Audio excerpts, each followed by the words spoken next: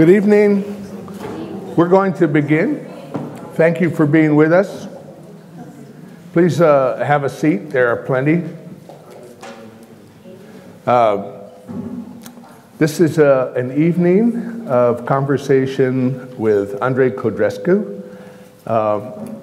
Helen Wallace will join me I'm Hank Hine, I'm the museum director, in talking with Andre about his work specifically shown in this room and his work more generally as well.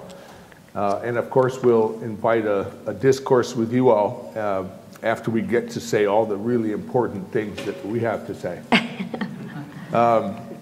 So I don't think any of you who are here tonight need to be introduced to Andrei Codrescu. He is, of course, one of the most celebrated and prolific of poets, but he also has this wonderful connection to journalism and affairs of state, politics, and real life as a commentator on those things. I grew up, or I matured listening to his...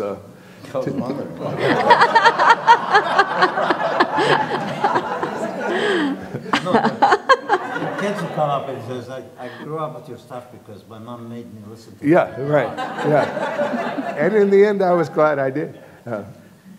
His commentaries on NPR, which were always riveting and insightful.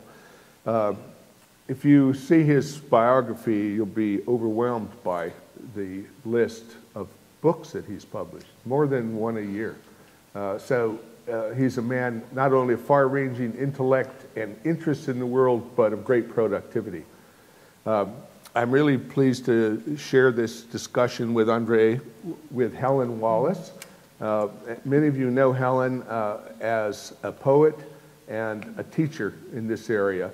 She has taught for over a decade at Eckerd and has written one of the most beautiful poems. It was read to me actually by our minister at church, and there was like a font of tears that streamed out from this beautiful language that she had concocted.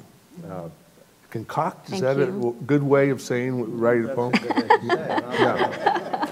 Thank you. Helen is going to be your next Poet Laureate, and I think that's a remarkable thing. Thank you. Appreciate it. Well, I think that's lovely, Helen, having that announcement come from Andre. So we all will congratulate you when you take that position in January. Thank you. Poet Laureate of St. Petersburg. Thank you. Yeah. This project, as you see around the room, comes out of the long-term relationship that Andre has with Margot Hammond. Is Margot here? Yeah. And the faith that she and I had in his utility in discussing the current state of the world.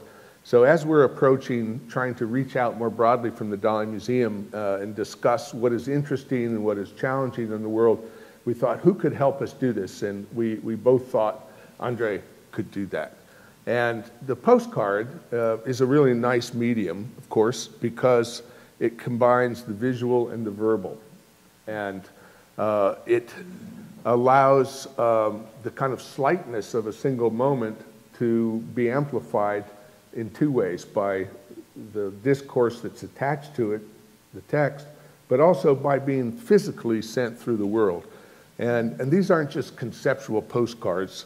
As you can see, these were stamped, received at the Dali Museum by Annette. Annette, are you here? I wanted to thank you for your hand in these. You'll see the dates that the postcard was received at the Dali Museum, which I think adds to the kind of visual, the complex visual texture.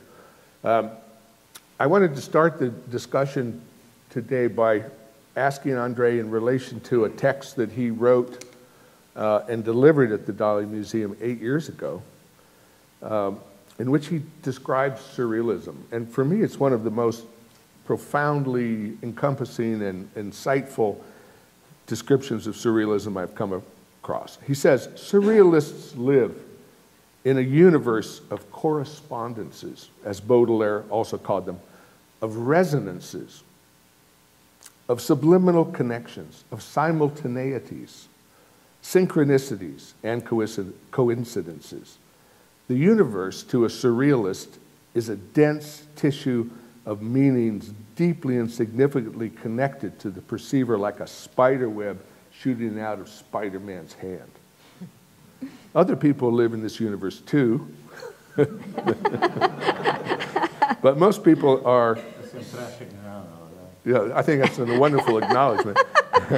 But other people are sane or dumb enough to defend themselves against this constant, inescapable presence of jillions of connections. So I think that's an amazing description of surrealism as this network, this luminous ball of connections. And Andre, how does that concept inform your work, or actually, how does it correspond with what you've done here with these postcards? Well, you know, it takes a certain faith, I guess, in the fact that things will connect. And so I really didn't at the time give it that much. I mean, I did give it some thought because I wanted them to keep each other company and maybe even make a story somehow. But I know I didn't really have to do that very carefully because it would happen. And I was incredibly surprised to see it when I came because you made them big.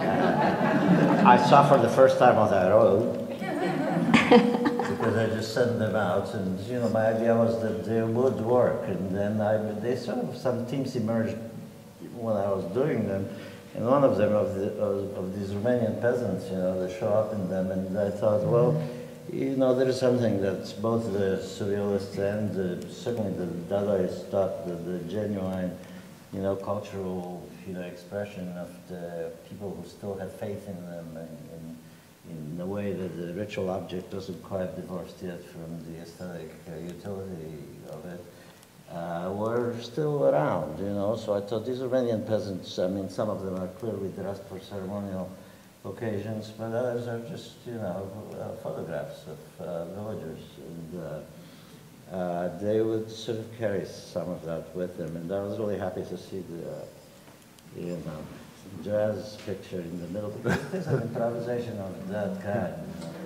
and the peasants have it as something that it comes, you know, with the culture. So I mean, to find genuine cultures that are still there. So I happened to have a bunch of these postcards. And then I went to Romania, and I was going to send them here from there, but then too much happened, so I ended up just carrying them and then sending them from the States. So they don't have the foreign postmarks. But I think you did great, and they're just as surprising to me as, you know, as to anyone reading them. And clearly they fit, you know. But it takes, you know, I mean, to see that tissue of coincidence and of this world that we live in, it takes more than one person doing the project, really. And that was wonderful when Margaret, you know, asked me to do this.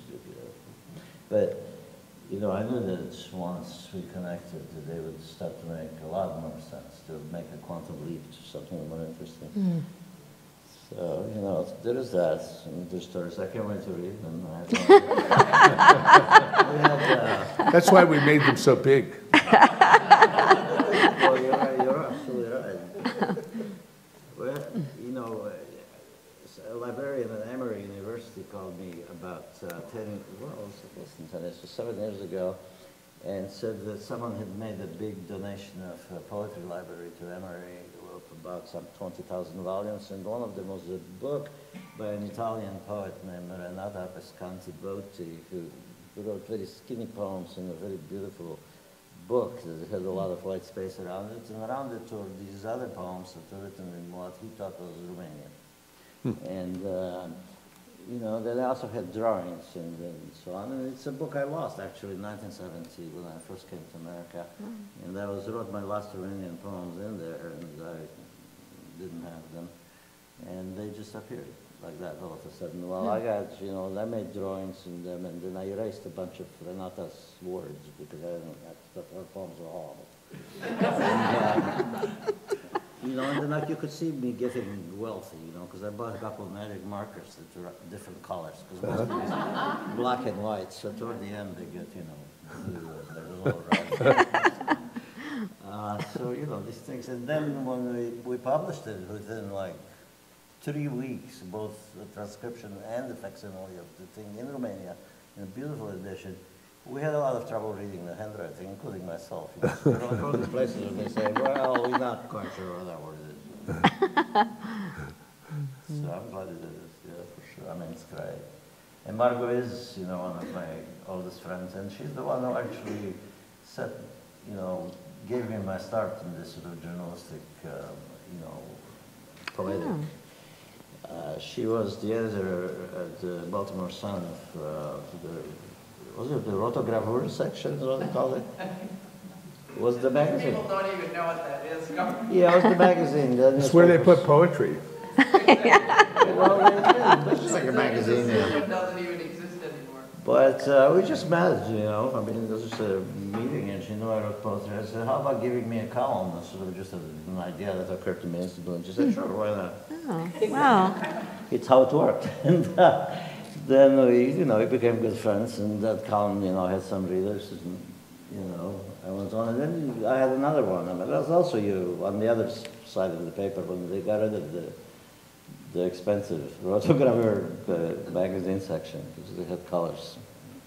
Wow. So, yeah. So yeah, it does connect. It's everything does, and eventually it's horrendous how much it does. Because I mean, we are equipped as a kind of blessed shield, against simultaneity, synchronicity, and connection. Because if we were aware of it all the time, you would think that you're a computer.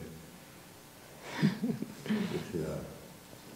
Well, like I said to Hank earlier that I had seen the photographs. I mean, all the postcards, and I think they're amazing. And but walking in and seeing how you put them together tonight, I think they're fabulous. I mean, I love how you've blown them up. I love being able to really read the text, and the pictures are wonderful. So I kudos to you, Hank, and everybody else at the Dali who worked on this particular exhibit. I think it's great. Yeah, I thought about it, before I came. I thought, what did they do with those cards? I knew you were going to do something. Yeah. I have a question for you, though, and I know in this book, I think probably many of you guys have this also, especially if you were able to hear Andrei's talk last night, which was great fun and interesting. This book is just packed full of so many amazing things. And of course, one big section is talking about the use of pseudonyms, not only for writers, but also for readers, which I'm still trying to get my head around that. I'm not quite sure. I need to talk to Andrei a whole lot more about that part.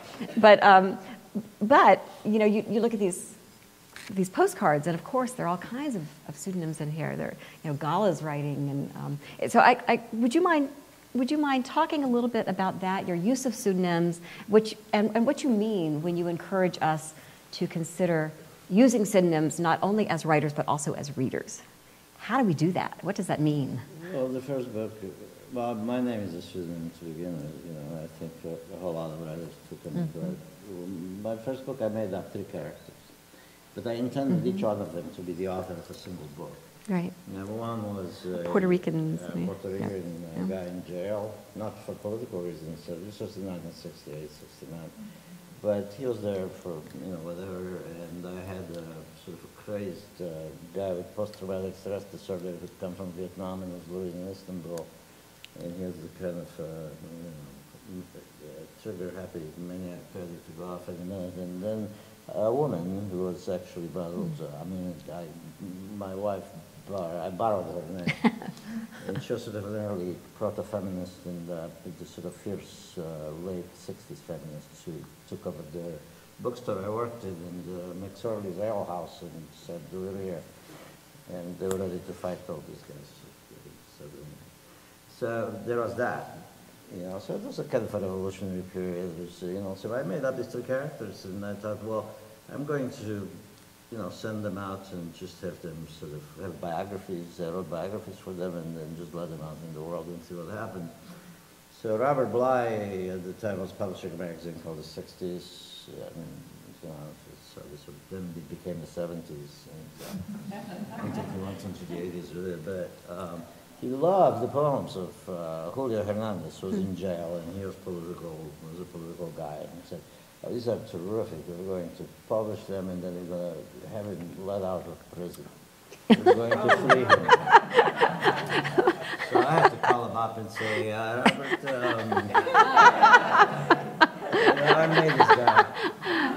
That's hilarious. There's a little silence at the end of the phone, you know, because he was I said, well, you're still going to publish the book, right? And he said, yeah. Of course, he never did, but, you know, so there was that, you know, sort of effect, you know, of the times. You know, the zeitgeist was all around us. So I made those, but I wrote them, but I had made up some characters before that. And I'm not quite sure why. I made up a woman named Maria Parfeni, and I wrote her poems in Romanian, and they're published in Romanian magazines. And, but I wasn't doing it. I mean, I was doing it not to, you know, not because I was insecure, actually, because I wasn't, because I was quite an arrogant little prick. And, but I was doing it to see what it would be like to write in another voice. So I was almost like a novelist, you know, like make up a person, you know, give him a biography and then launch him out there and see what happens. But then, you know, Paul Carroll, who does the book, you know, I sent him all the 3 books. He said, we can't publish 3 books because it's too expensive. So we're going to put them all under one umbrella. So my first book is called License to Carry a Gun, but it has all these 3 people in them with their pictures and their little biographies. So, But with respect to the reader having a pseudonym, and maybe this is a stretch, but I know, again, I think it's in this book, you make a statement that in Dada there's no room for spectators because everyone should be a participant.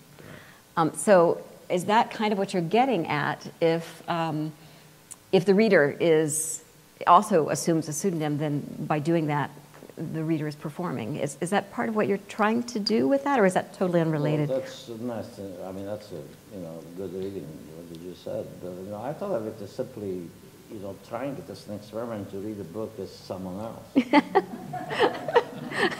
You know, you read it and it's not you reading it, it's someone else. I mean, you can decide ahead of time who it is, or you can just kind of find out who it is. I got to work on that. Yeah, because there's other books you didn't read. I mean, for instance, you know, I was a young writer in San Francisco, and you didn't read porn. I mean, you just didn't.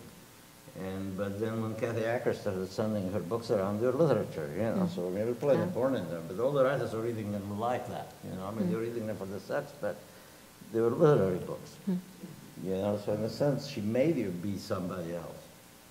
Or made you be more of what you were, but to get you this other stuff that your own sense of self wouldn't let you read. Interesting.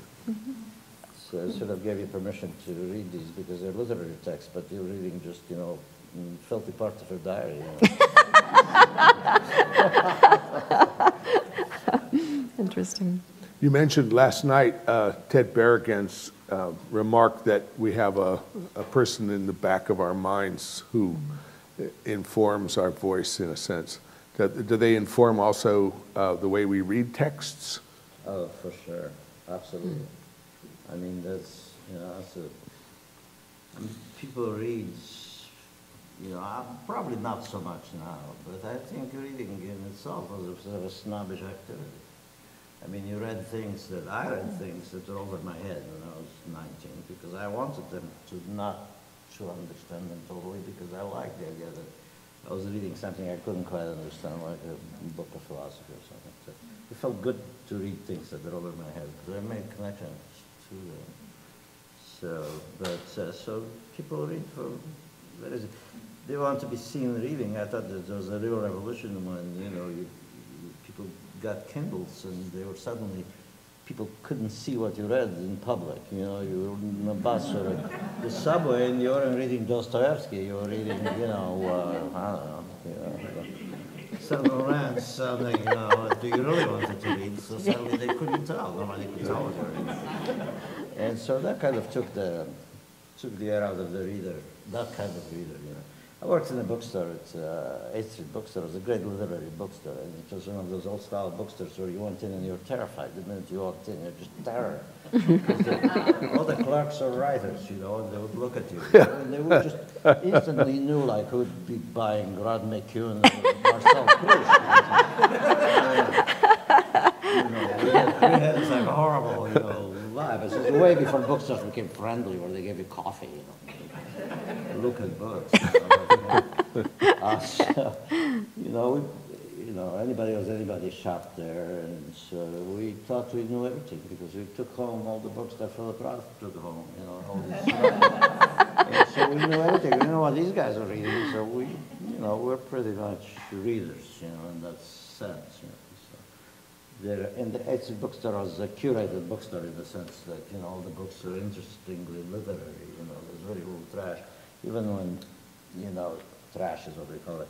Eli Willens, you know, could have made a lot more money if he had sold the bestsellers, but we were already very much had this idea that the big publishers had sold out and you're publishing for the lowest common denominator, and we're not going to put up with it.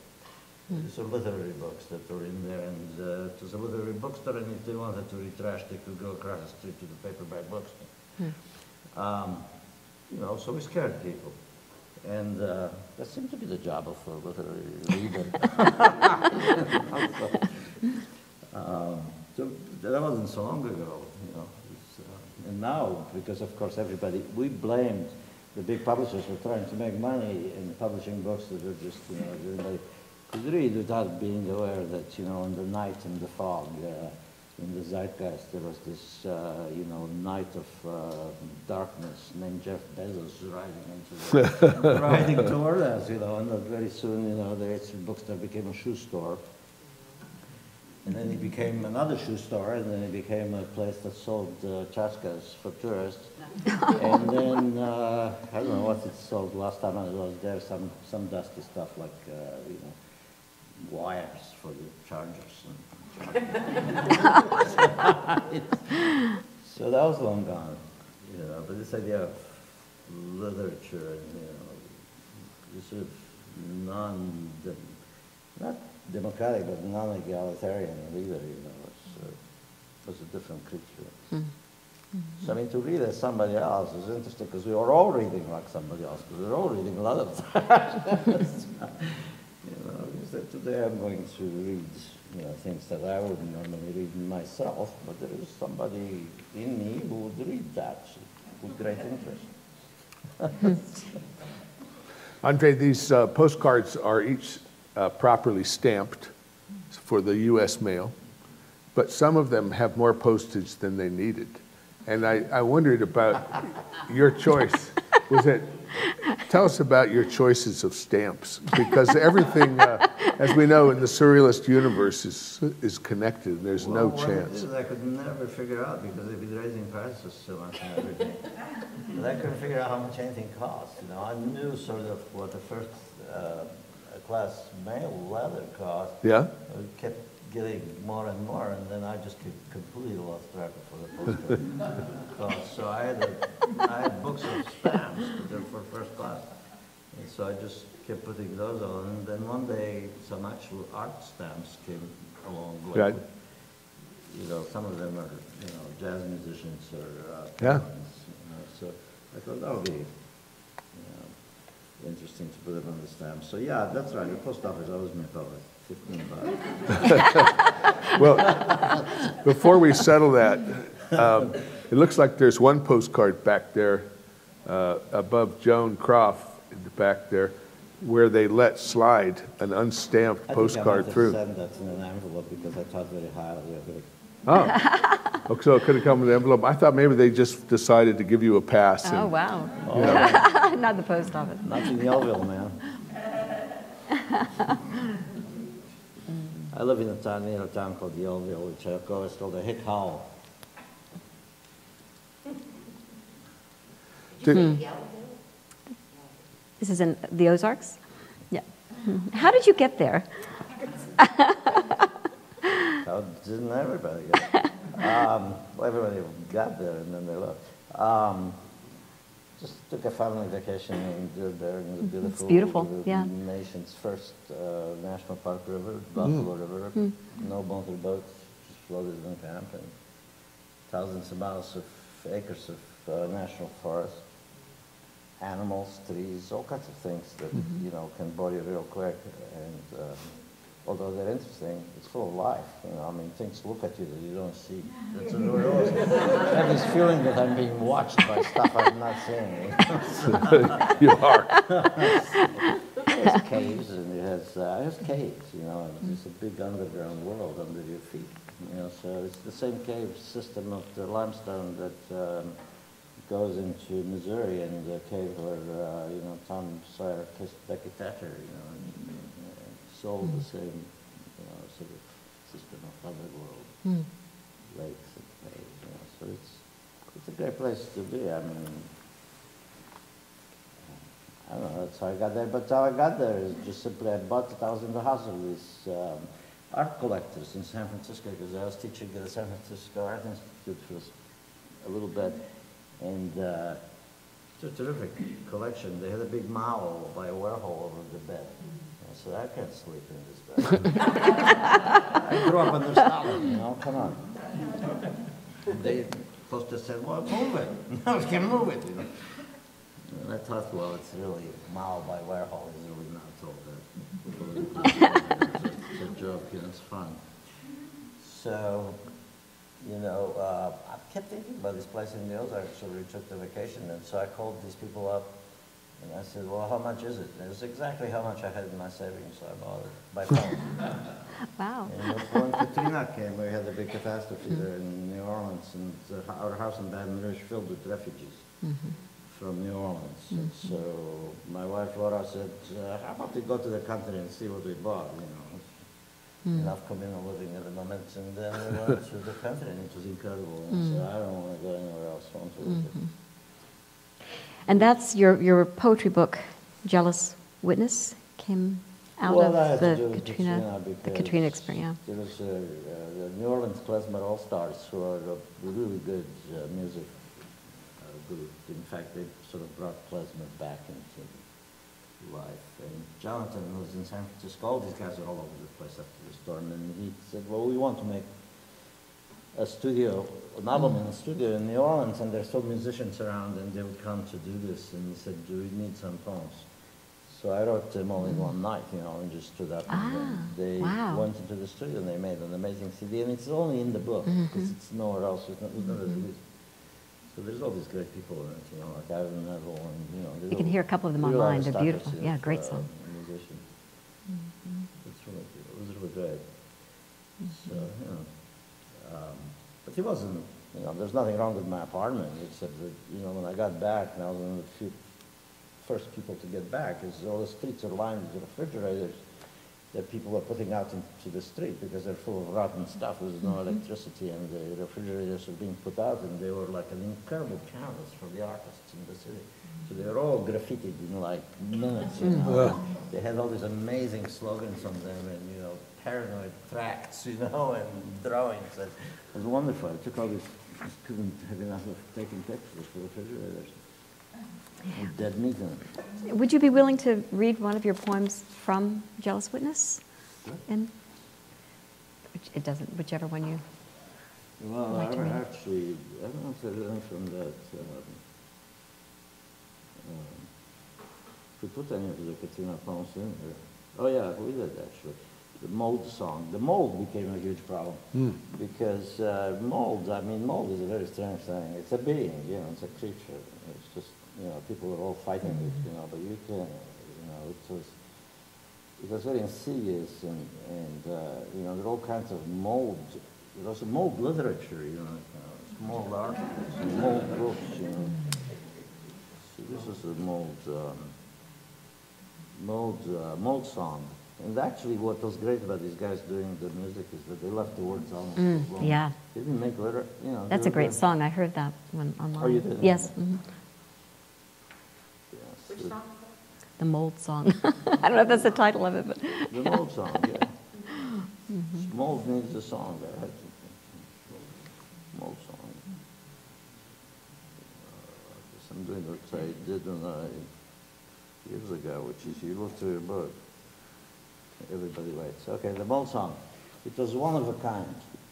The earliest map of the United States. It was hanging right here on the wall. The mold ate it all. In one gulp, the mold ate it all. And these books, the only copies of Newton, Franklin, Galileo, and the Shakespeare folio, the mold ate them like they was candy.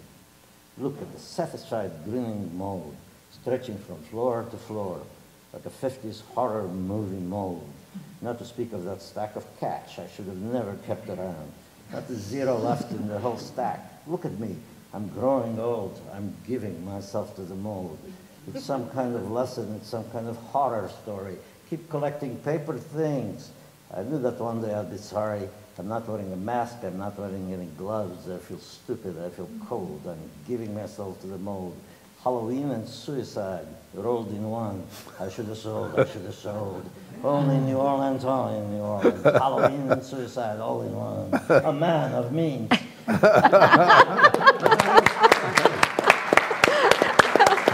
wow. There's a guy who lost his whole collection and all his money to the mold. You know, Yeah. tremendous collection of early books and maps and things in the mold. Yeah. That's a wonderful poem. Would you say that that is, in what ways is that particular poem, and maybe the poems in that book, Jealous Witness, in what ways are those poems characteristic of the kinds of poems you write, and in what ways are they maybe different? Well, they're immediate. You know, they're written, they're occasion poems, but they're occasionally so charged emotionally that, you know, I felt they're okay. You know, and You have a rhyme in there.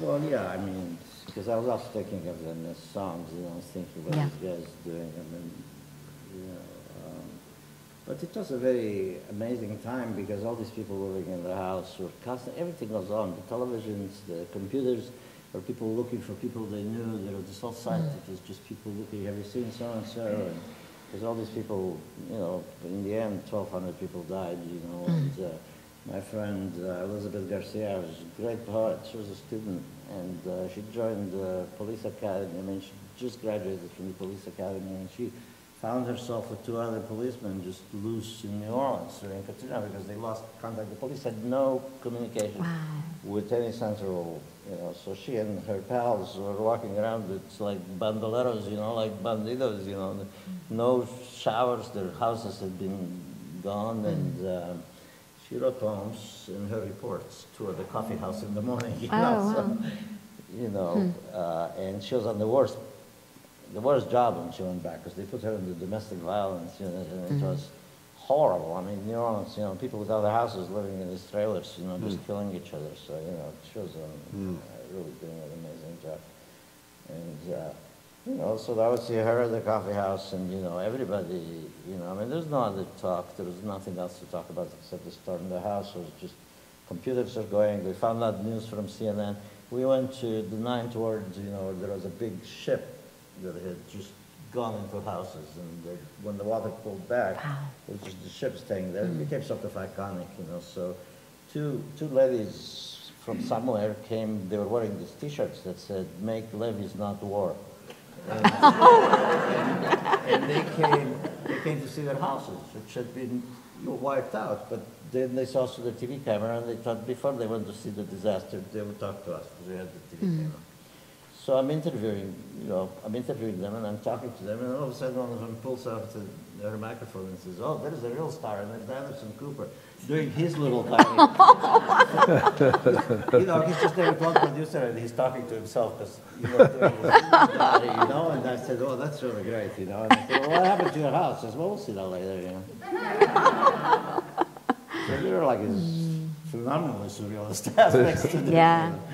And yeah, well, you know, that's the tradition. How do you keep, you know, asking my others, how you keep, you know, not being part of the story? I mean, you're just supposed to just be filming these things, and you have this background of this kind of iconic, you know, ship.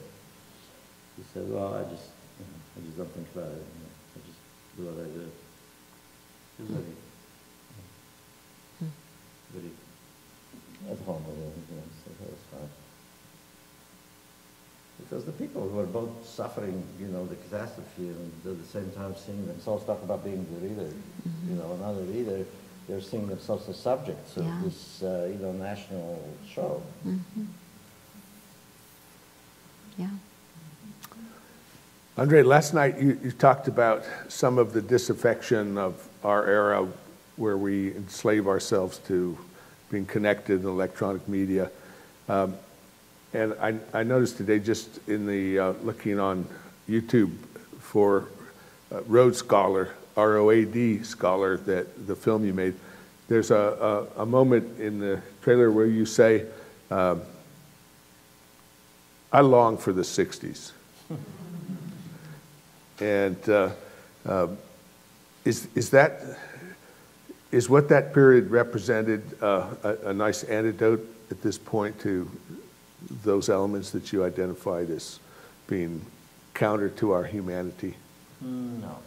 That had a context, actually, because, I mean, it's rare that you just see that, but in the context was that I was on a bus that was driven by Lisa Law, who was actually one of the original hippies of Santa Fe. And everybody stayed at her house. And she was driving around a young cast of hair. We're putting on hair in Santa Fe, you know. So I was just sort of cuddling up to one of the people there, and I said, well, I miss the 60s. So what I meant is I really liked her. The 60s was never, you know, much in the sense, to me, they were great because people were extremely generous. And when I went to Detroit in the 60s, you know, John Sinclair's Common, you know, meeting place really was there. And I learned a lot about music and writers, and I never heard, you know, that's where I first heard about Robert Pirelli and Ginsberg and Olson. And, you know, it was a very well plugged in place into the 60s. And then I went to New York, and there was, you know, New York at the Lower East Side was great, you know. I mean, they're just like people were just generous, and you could crash, and there was this feeling of, you know, really kind of generational comradeship. But I never quite trusted it because I was kind of a proto-punk, you know. I didn't really believe in it. But, you know, because I came from Romania where, you know, the utopian speech was already bankrupt, you know. So when I hear people talking about, you know, we're going to make everything all right, and, you know, it's going to be the wonderful thing happening. I just said, okay. But, you know, I was 19, so I looked like those guys because I want to talk to girls. You know?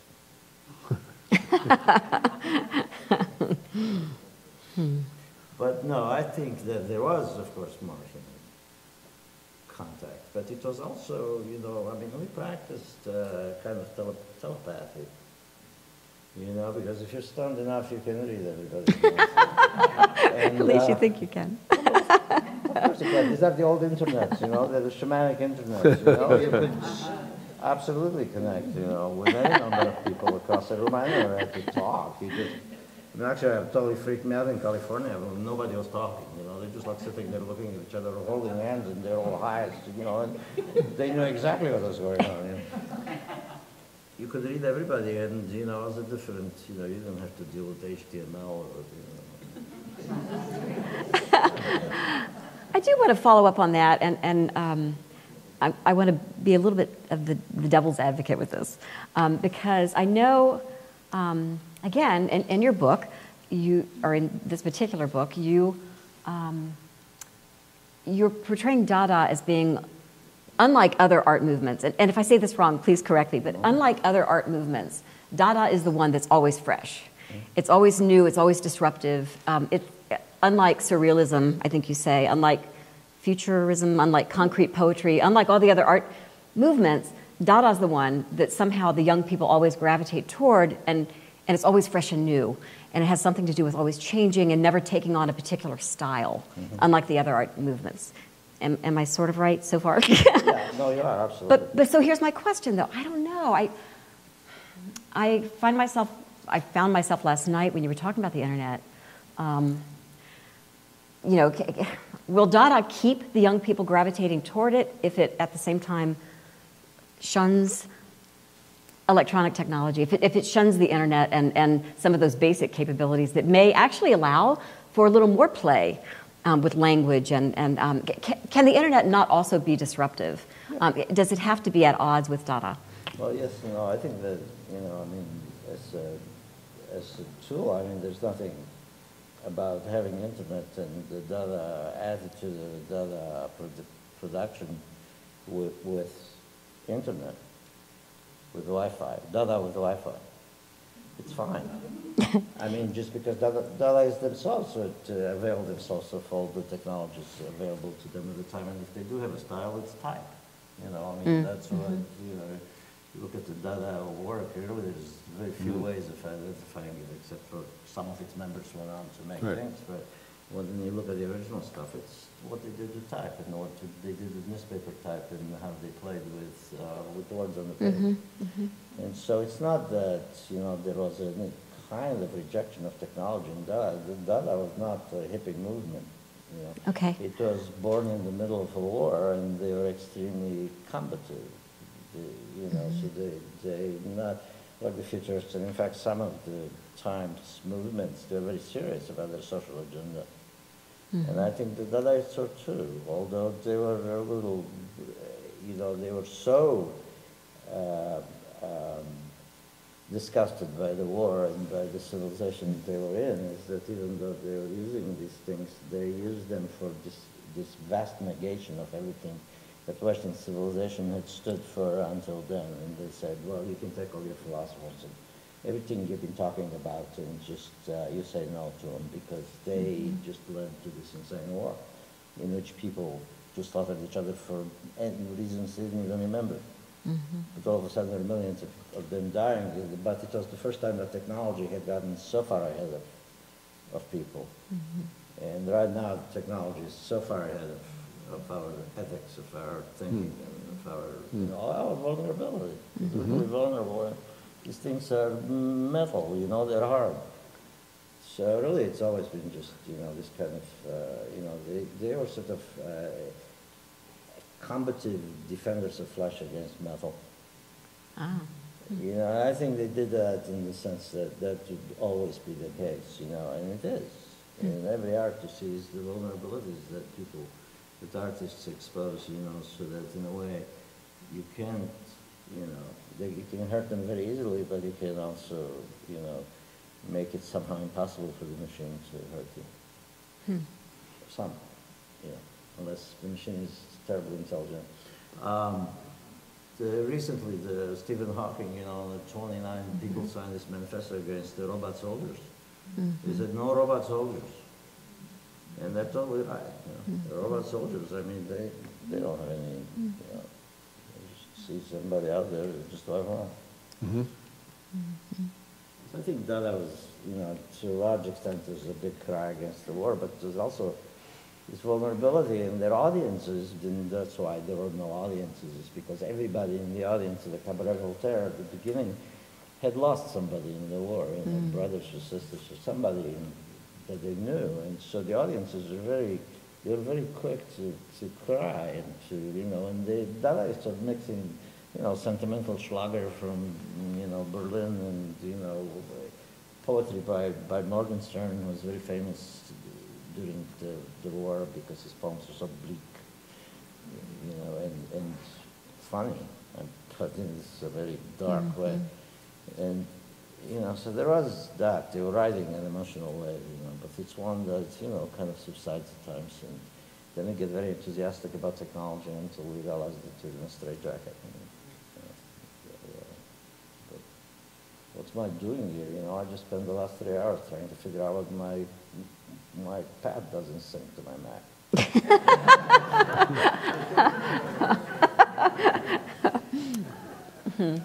There was a consideration by a poet who had lamented the death of a friend who was a poet, maybe, I would say recently, maybe 10 years ago. And they were looking at the different recording devices and how one might be memorialized. And they thought about, well, books, of course, that's a bad idea because, they can be burned or torn up or thrown away. How about CDs? well, aluminum oxidizes really quickly. Even the gold-plated CDs that are meant for archival data storage have 50-year life, and they're gone. And he thought, well, maybe HTML is the way, because it's so ephemeral that it's cast up into the ether and then it'll stay alive because people can retrieve it somehow. Yeah, but that's also very perishable. The archivists are constantly complaining, oh, there's things that are written in languages that are forgotten. I agree. So perhaps I was going to bring us back to the postcards.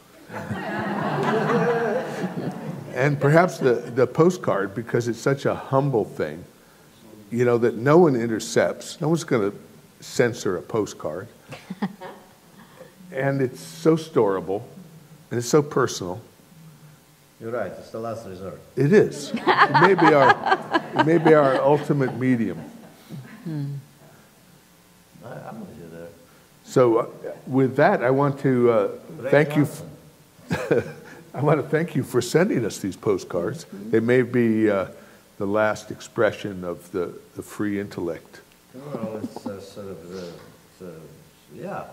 Well, it's not about the free. I mean, there was just about when I remember that I had to send you a postcard. Just got startled, you know. Yeah. Said, oh, time for a postcard. Time for a postcard. Dear Mom. Postcards always are great for daddies. I mean, when you buy them in old stores, and they always have those messages that are, you know, very personal And fresh. And fresh, yeah. Because they're real, you know. Because people didn't really lie on postcards. They lied in letters, and they lie on the internet, but they don't lie so much on postcards. Actually. Right. They might use some formulas, but they don't really. I mean, wish you were here. Yeah.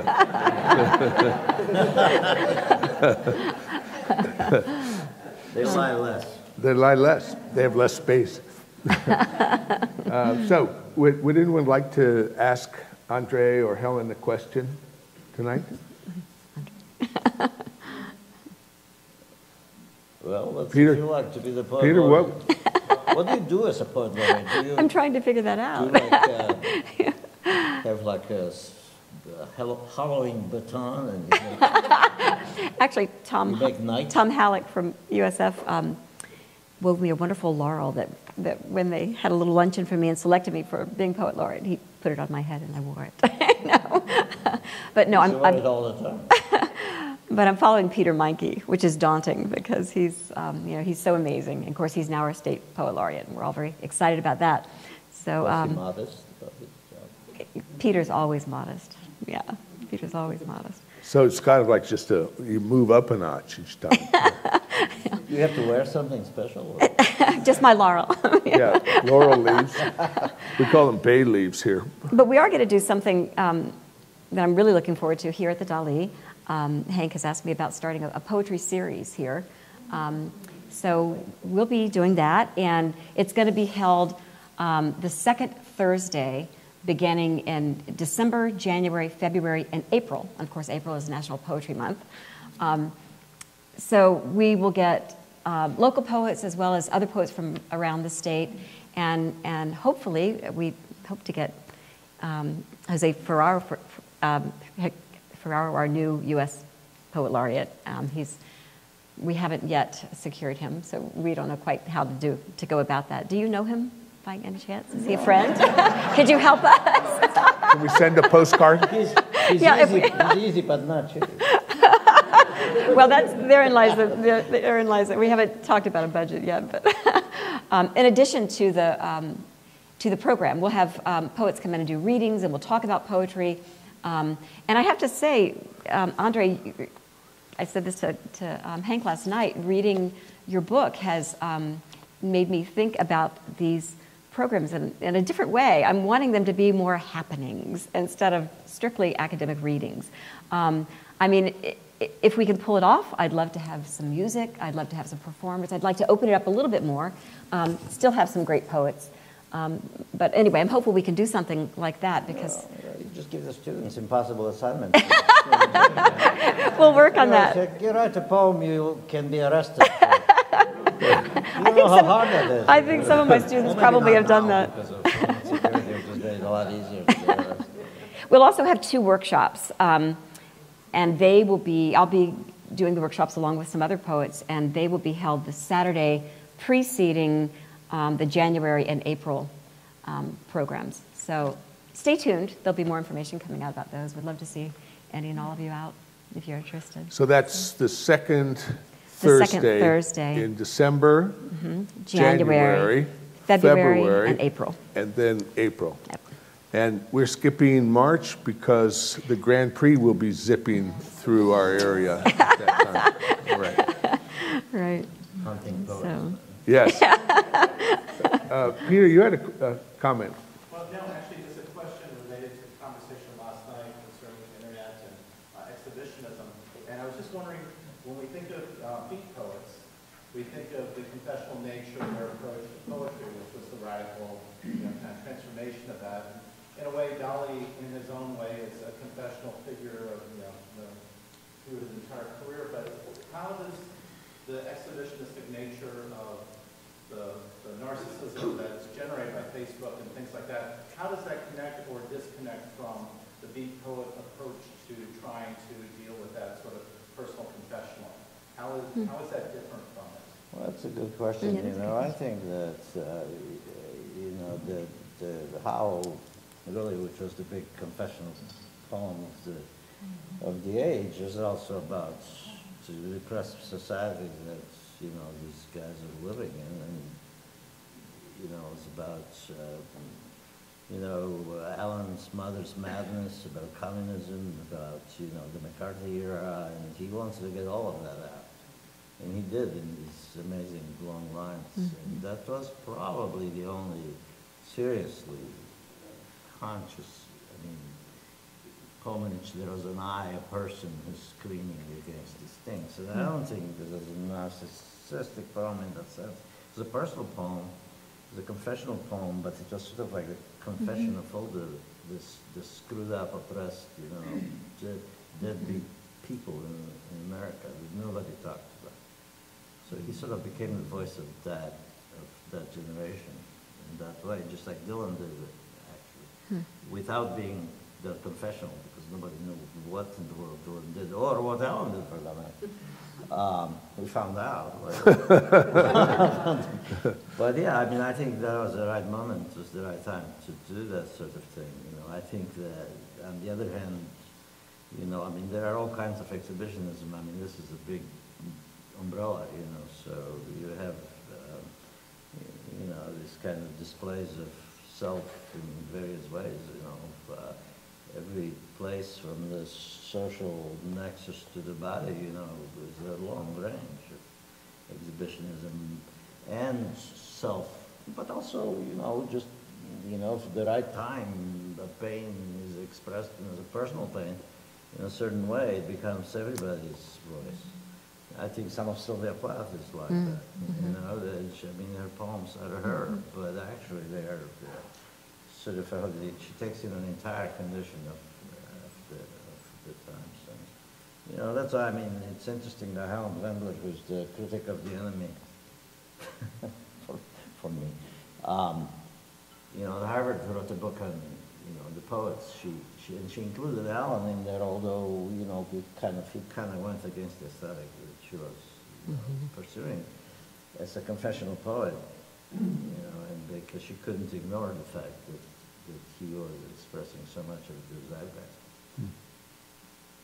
So it's a good question, but I think the internet just makes it very easy for everybody to say, well, I had some coffee and I got a pimp. That doesn't exactly, it might be a zeitgeist, sadly. Sadly. Because there are other things more horrendous going on, but, what that kind of enclosed mirroring, in the social networks of people looking at each other and only talking to people who agree with them, is that in fact you're, creating a very vulnerable group for anybody outside to, take over and turn it into a bunch of merchandise. So I think that there's a real distinction there.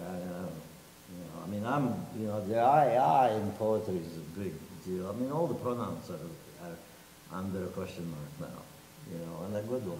I, he, it, she, they all have question marks after it. Mm-hmm. In fact, I'd like to just put a question mark after every word, Dig it? Can be done. Yeah, just imagine it's there. So I noticed most of your poems don't have any kind of punctuation.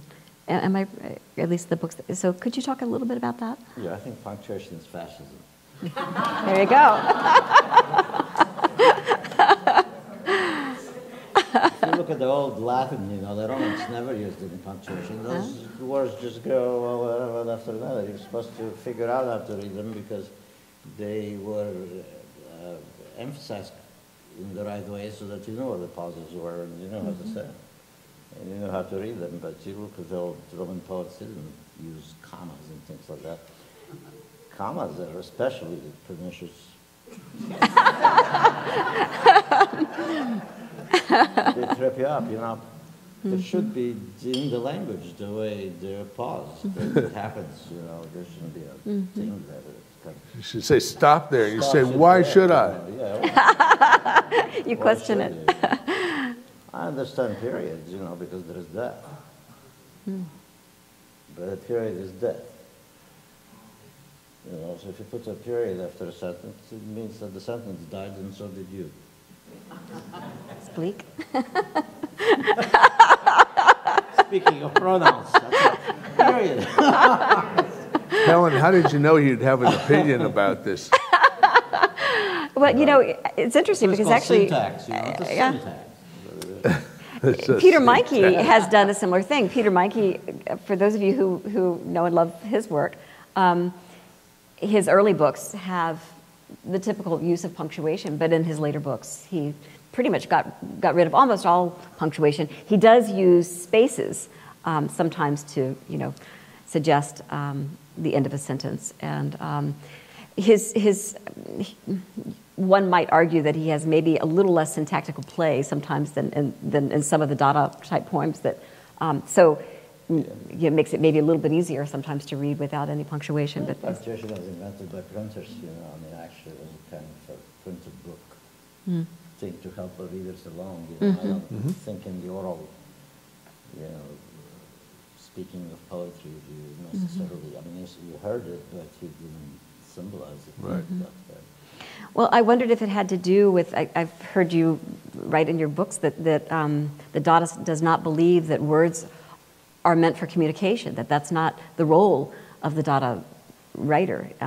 It's not about communicating. It's about, it's about disrupting and creating a new world out of, so I thought maybe the punctuation even had something to do with that. No, it's an extraneous body, it's just something people drag along, It's like carrying a 10-pound or 20-pound weight with you, it's just... But, it's true that, the words in that, context were not about sense. It was about how to make words not make sense, which is almost impossible, because they are referential. Language belongs to everybody uses it, and so to make something that somebody doesn't really somehow make referential is very hard. My friend Anselm Bergen said to me one time, he was going to, anyway, when I was at New York School, and Allen Ginsberg was his teacher. And Allen looked at 3 of his lines of poetry, and he said, "Nobody will ever understand this." And Anselm said, and I made that sort of the basis of my credo for writing. I was just going to write things that nobody will ever understand. And I said, well, that's very honorable. So, however, I understand perfectly what you're doing. It's very, it is difficult. Except in the sense of music, in Latin cultures, and in Romania, for instance, people like to talk. And so they talk for the pleasure of talking quite often. There's no information being exchanged. Where in you know, the Anglo culture, you speak to communicate something, Yeah. to tell people something useful. But, you know, for a lot of times, just for the sake of talking, you know, just go as people sit around and they just shoot the shit, as they say. And it's fun. It's a kind of, you know, it's a social, it's a friendly. And does it get back again to the idea of everyone is supposed to be a participant? So the audience, the idea of the audience is slightly different. There's, Right. you know. There's the guy who doesn't say anything and steals all his money. And then there's the guy who plays dominoes and, you know, yeah. Spectators. But, yeah, there's different uses of the language, especially written language now, because we're becoming so enamored again of the oral. Because the computers, I mean, in a weird way, have brought back orality. Yeah. And, you know, that's a good thing. You know, I like the fact that they lost the end of the page, too. That you don't have to stop and pull it out of the typewriter and say, well, this is it. Right. Just Yeah. keep going. Yep. On the road. If there are no other questions, Andre, would you be willing to sign any books for our guests tonight? Oh, yeah. Great. Yes, I will And be happy. Kathy, is the bar still open? Just two important questions. John? I was curious about the cave, and you were speaking about Session James earlier. Do you happen to remember the name of that specific cave?